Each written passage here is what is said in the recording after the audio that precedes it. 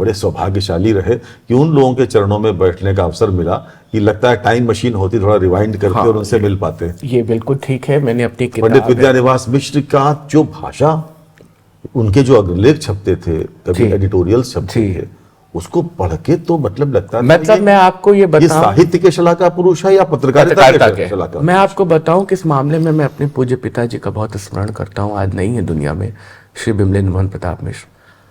ऐसा बाप सबको दे लो। मेरा जब पहला कविता संग्रह प्रकाशित हुआ, क्लार्क सवत में उसका वो हो रहा था, लोकार्पण विद्यानिवास जी कर रहे थे, तो लीलाधर जगूड़ी जी ने कहा कि मैं उस पिता को प्रणाम करना चाहता हूं जो अपने बेटे को कवि होते हुए देखकर खुश हो रहा है। और सामान्य परिवारों में कवि आए गए हैं, लेखक हो गए हैं, बर्बाद हो गए, लीक से हट गए हैं, अपना जीवन नहीं ठीक से देख रहे हैं। आज के ज़माने में जो नई जनरेशन है उसमें अगर आप में टैलेंट है तो आपके पेरेंट्स आपको बढ़ाते हैं। हम लोगों के ज़माने में आपको या तो अध्यापक होना है, या आईएएस होना है, या डॉक्टर होना है, या इंजीनियर होना है, या वकील होना है, कुछ नहीं तो अपनी दुकान खोलनी है। ये सब कुछ नहीं कर पा रहे हैं तो आप नालायक हैं। अगर आप तानपुरा बजाना जानते हैं या सितार बजा सकते हैं तो आप किसी काम के नहीं, आप अच्छी पेंटिंग करते हैं, किसी काम के नहीं। अब बदल गया माहौल। तो उस दौर में ये बात हुई।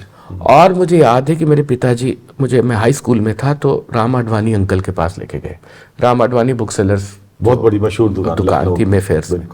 तो उन्हें कहा कि राम जी ये मेरे बेटे हैं, यतीम, ये पढ़ते लिखते हैं और मैं चाहता हूँ कि अवध का जो कल्चर है उस पर आप इनको ग्रूम करें, इनको अच्छी पुस्तकें समझाएं, मैं आपको सौंपता हूँ।